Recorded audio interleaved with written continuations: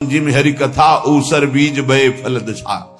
जैसे ऊसर भूमि में बीज फेंक दो बेकार चला जाएगा, ऐसे कामी पुरुष से भगवान के अनुराग की बात करो, ममता रथ से ज्ञान की बातें करो, लोभी से वैराग्य की बातें करो, बोले सब बेकार हो जाती है। इसलिए बेकार हो जाती है कि उनके हृदय में इतनी मलिनता है को समझ ही नहीं पाएंगे। श्रीपाद कह रहे यद्यपि हम चर्चा कर रहे हैं कि अलम छई सुख प्रदेर युवती पुत्र वित्तादिकैर, पर फिर भी ये चर्चा बेकार है, क्योंकि ऐसे भोगी पुरुषों को चर्चा विमुक्ति की, मोक्ष की, परमार्थ पथ की समझ में ही नहीं आएगी। फिर भी हमारी प्रार्थना है कि आप समझने की चेष्टा करें। ये तुम्हारी संपत्ति, ऐश्वर्य, पुत्र, वित्त, स्त्री, परिवार, संबंधी, ये सब एक दिन तुम्हें छोड़ देंगे। तुम्हें अकेला यहां से जाना होगा। तुम्हारे पाप कमाए हुए और पुण्य कमाए हुए वही दोनों साथ जाएंगे। और यदि भजन कर लिया तो पाप पुण्य दोनों को विध्वंस करके वो भगवत प्राप्ति करा देंगे। शुभ अशुभ दुर्ग विध्वंस बल तब जयति जयति जग उच्चरे। जो श्रीधाम वृंदावन के प्रेम का पिपासु हो, वैकुंठ के भी वैभव की तरफ आंख उठा के नहीं देखता। कथयाप्यलम मम नमो विकुंठ श्रिय, नमस्कार है वैकुंठ को, लेकिन मुझे उसके श्रिय, उसके वैभव से कोई मतलब नहीं। परम तु ही भवे भवे भवतु वार्षभाण्यथ, वृषभानु की पुत्री श्री लाडली जू किशोरी जू, परंतु मेरा मन श्री किशोरी जू के चरणारविंद में, जहां ब्रजेंद्र नंदन श्री लाल जो महाराज मुकुट झुकाए हुए हैं, रसघन मोहन मूर्तिम विचित्र केलि महोत्सवोल्लसितम, राधा चरण विलोडित रुचिर शिखंडम हरिम वंदे। मैं श्री किशोरी जू महारानी जू के चरणों की उपासना करता हूं, जिनके चरणों में ब्रजेंद्र नंदन मोर मुकुटधारी स्वयं लाल जू महाराज सर झुकाए हुए हैं। वही वृंदावन मेरा जन्म जन्म की आकांक्षा है, वही मेरा सर्वस्व वृंदावन है, जहां मेरी प्यारी जू और प्यारे जू विराजमान हैं। मुझे नहीं चाहिए वैकुंठ न वैकुंठ का वैभव। अब भी समय है। उपासक यदि आर्त भाव से भगवान से प्रार्थना करे तो प्रार्थना से बहुत जल्दी परिवर्तन होता है। भगवान सत हैं, चिदानंद हैं, प्रेमानंद हैं, करुणामय हैं, और एक भगवान का नाम है भक्ता अनुग्रह कारिणो। जो उनसे प्रार्थना करता है उस पर अनुग्रह कर देते, लेकिन प्रार्थना वही सुनी जाती है जो आर्त भाव हृदय से होती है। सच्ची मानना, तुरंत परिवर्तन देखा गया है। ये हम अपने जीवन की सैकड़ों बार की बात कह रहे हैं। जब कभी ऐसा आया है और प्रार्थना हुई है, मिनट पूरा होना मुश्किल हुआ है और उस प्रार्थना का उत्तर तत्काल मिल गया है। एक बार तो बस प्रार्थना करके हटे कि वह तुरंत उत्तर आ गया। वो ऐसे से ऐसा, अच्छा तत्काल। बस अंतर ये होता है कि हम हृदय से प्रार्थना नहीं कर पाते। हमारी प्रार्थना कपट जाल से युक्त होती, इसलिए प्रभु मोहि कपट छल छिद्र न भावा। सच्चिदानंद रूपाय भक्तानुग्रह कारिणो, माया निर्मित विश्वाय महेशाय नमो नमः। हे नाथ, आप सच्चिदानंद में हैं, सच्चिद आनंद में। तात्पर्य, हम आपको कुछ दे सकें ऐसी सामर्थ्य नहीं। सच्चिदानंद को हे पार्थिव जो मायाकृत पदार्थ हैं, भोग सामग्री, ये भ्रम हटा दीजिए। हमने कई बार प्रार्थना किया है। ये केवल हमारे भावों को प्रकट करता है, इसलिए वस्तु सामग्री का महत्व है। अगर भाव नहीं है तो कोई वस्तु सामग्री का महत्व नहीं। आप 100 कुंतल सोना चढ़ा दो, हमारे प्रभु के लिए कुछ नहीं है। कई बार आपको बताया है, समुद्र को रत्नगर्भा पृथ्वी को रत्नगर्भा कहा गया है। ऐसे ऐसे पहाड़ हैं जो 4-4 लाख योजन के सोने के हैं और वो सब मायाकृत है। आप देवलोक को जाइए, वहां स्वर्णिम भवन बने हुए हैं देव गंधर्व अप्सराओं के। अमरावतीपुरी कैसी बनी हुई है, पढ़ करके महाभारत में देखिए कैसी देवराज इंद्र की सभा है, कैसी वरुण जी की सभा है, कैसी लोकपाल अग्नि की, वायुदेव की, होश उड़ जाएंगे। और ये सब मायाकृत है। ऐसे प्रभु को हम क्या दे सकते हैं? और ऐसे प्रभु को जब रोते हुए भाव से किसी ने पत्र अर्पित किया तो बिक गए एक पत्र में। पत्रम पुष्पम फलम तोयम। हे सच्चिदानंद प्रभु, आपके एक संकल्प से संपूर्ण सृष्टि प्रकट हुई है। ये प्रार्थना, मैं नीच आपको क्या दे सकता हूं नाथ? मेरे पास तो जो कुछ है वो सब आपका दिया हुआ है।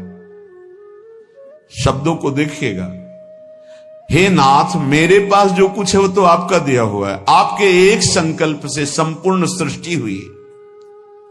नाथ मैं आपको क्या दे सकता हूं प्रसन्न करने के लिए? आप मुझ पे अपनी तरफ से, अपनी कृपा से प्रसन्न हो। जब मैं शरीर की तरफ देखता हूं, रोगा हरन्ति सततम प्रबला शरीरम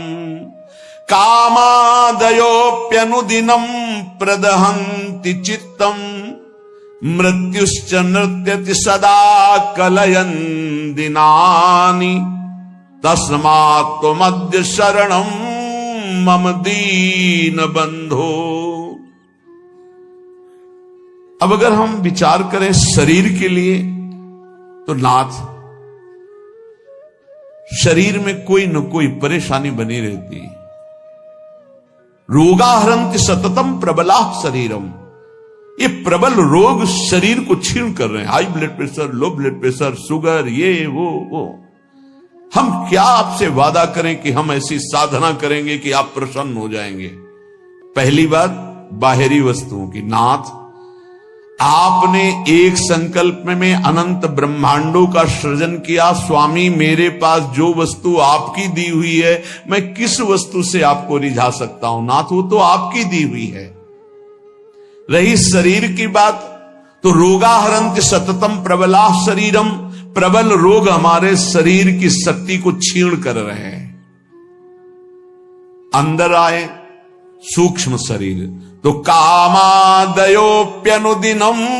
प्रदहन्ति चित्तम। ये काम क्रोध लोभ मोह मद मत्सर इतना गंदा किए हैं अंदर की, हम कैसे आपको कहें कि हम अंदर से आपका ध्यान धर पाएंगे? कभी काम अपना प्रभाव दिखाता है, कभी क्रोध अपना प्रभाव, कभी लोभ, कभी मोह, कभी अहंकार, कभी ईर्ष्या। नाथ बड़ा गंदा हृदय है। और पूरे जीवन की तरफ देखें, वादा करें कि आज संकल्प लेते हैं कि 5 वर्ष हम ऐसा करेंगे, तो 5 मिनट का भरोसा नहीं। मृत्युश्च नृत्यति सदा कलयन् दिनानि। नाच रही मृत्यु सिर पर, पता नहीं प्रभु कब हमारे शरीर का अंत हो जाए। इसलिए नाथ मैं आज प्रार्थना करता हूं कि मेरे पास आपको प्रसन्न करने के लिए कुछ नहीं है।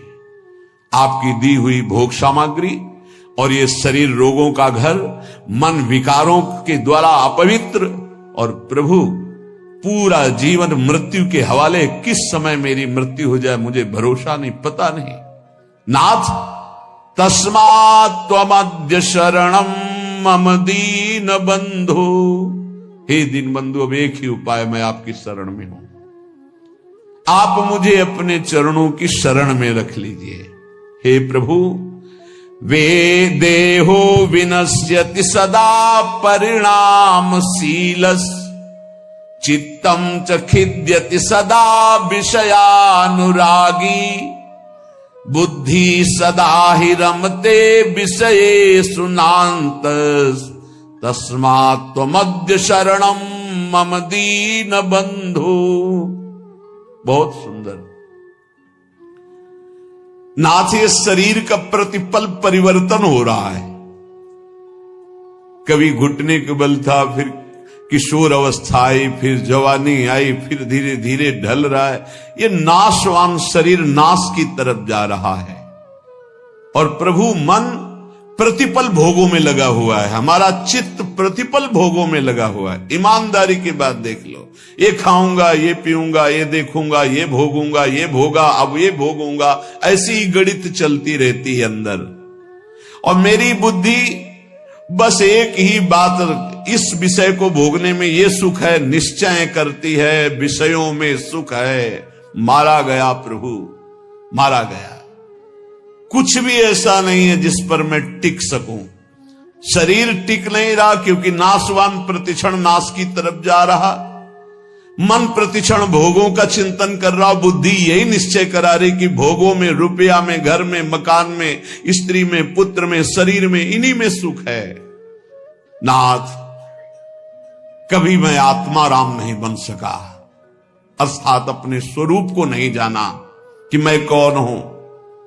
इसलिए दीन बंधु अब आपकी शरण में हूं, बचा लीजिए मुझे हे नाथ, मैं आपकी शरण में हूं। आयुर्विनश्यति यथा मघटस्तथोयम् विद्युत प्रभेव चपलाबत यौवनश्री वृद्धा प्रधावति यथा मृगराज पत्नी तस्मात् त्वमद्य शरणं मम दीन बंधु। प्रभु, जैसे कच्चे घड़े के प्रभाव को जानो कि पानी डालते ही वो फैल जाता है, डस्ट हो जाता है, कच्चे घड़े में पानी नहीं टिकता। नाथ, इस तरह मेरा शरीर है, कच्चे घड़े की तरह, पता नहीं कब फूट जाए। जैसे पानी का बुलबुला बढ़िया दिखाई दे रहा है लेकिन किस क्षण फूट जाए उसका भरोसा नहीं, बिल्कुल ऐसे ही। विद्युत प्रभेव चपला बत यौवनश्री, ये जवानी, ये वैभव बिजली की तरह है। इसको भी देखा, बहुत चंद दिनों में नष्ट होते देखा। ये जो श्री अर्थात लक्ष्मी है, चपला है, इसे चंचला कहा गया है। ये किसी एक जेब में बराबर नहीं टिकेगी। वही रुपया लाखों लोग कह चुके हैं कि मेरा है और लाखों कहेंगे मेरा है, वो बदलता चला जाएगा, चपला है। आयुर्विनश्यति यथा मघटस्थ तोयम विद्युत प्रभेव चपला बत यौवनश्री। ये जवानी, ये रुपया, ये भोग सामग्री, ये वाहवाही किसी की ब्याही हुई नहीं है। आज जवान हो, कल तुम्हारी दुर्दशा हो जाएगी। आज धनी हो, कल मांग करके तुम्हें खाने की भी हिम्मत नहीं रहेगी, ऐसी स्थिति आ जाएगी। बहुत होश में। वृद्धा प्रधावती यथा मृगराज पत्नी, जैसे सिंहनी खाने को तैयार है, ऐसे रोग युक्त वृद्धावस्था तुम्हारा इंतजार कर रही। जब धक्का लगा के घर से बाहर कर दिए जाओगे कर्म के परिणाम में, कुछ भी तुम्हारा नहीं, कोई भी तुम्हारा नहीं। ऐसे कितने उदाहरण हैं। इसलिए अभी दीन बंधु प्रभु के नाम जपने का अवसर जप लो। अभी प्रभु की शरण में हो जाओ, तुम्हारा मंगल हो जाएगा। इस पर भरोसा मत करो। जब घटनाएं सुनते हैं तो लगता है कि लोगों को सीख लेनी चाहिए। अपने पुत्र को 10,000 करोड़ की संपत्ति कमा के दी, उसी पुत्र ने धक्का मार के बाहर कर दिया और रोता घूम रहा है कि हमें अपने घर में रख ले। ए भाई, हरिशरणम अगर ये जीवन में नहीं है तो तुम्हारा सब जीवन व्यर्थ चला जाएगा।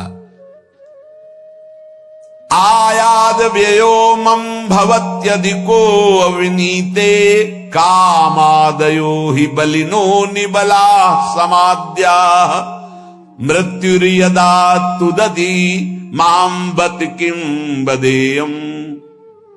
हे प्रभु, ये जो रुपये की आय है, ये जीव को पागल बना देती है, धर्म से भ्रष्ट कर देती है। ये भी देखा है, जितना अधिक रुपया आएगा उतनी बुद्धि भ्रष्ट होती चली जाएगी। रुपये का सदुपयोग कोई महाभागवत कर पाता है नहीं। रुपया बहुत बुरी तरह कर्म बिगाड़ देता है। जहां रुपया बढ़ा तो फिर कर्म बिगाड़ देता है, कुछ नहीं, भारी प्रमाद। ये जो आप लोग बैठकर सत्संग सुन रहे हैं, बड़ी भगवत कृपा है जो आप यहां आकर के सत्संग सुन रहे हैं, भगवत कृपा। संसारियों को भगवत चर्चा सुनने की ना प्रेरणा होती है, ना इच्छा होती है, ना समय दिया जाता है। और जिसे सत्संग नहीं मिला जीवन में, उसका जीवन कूड़ा बना रहता है, गंदे आचरण, गंदा खाना पीना, गंदा व्यवहार। भगवत प्राप्ति करना है, भजन करना है, ऐसा कहीं चिंतन ही नहीं है, कहीं चिंतन नहीं, बस कमाना, ये सत्य है संसार, ऐसा भाव, कमाना है, मकान बढ़िया बन जाए, रुपया बैंक बैलेंस हो, अमुक कार्य सोचते सोचते मर गया, फिर अगला जन्म हुआ, फिर यही सोच, कब तक चलता रहेगा। आयाद व्ययो मम भवत्यधिको विनीते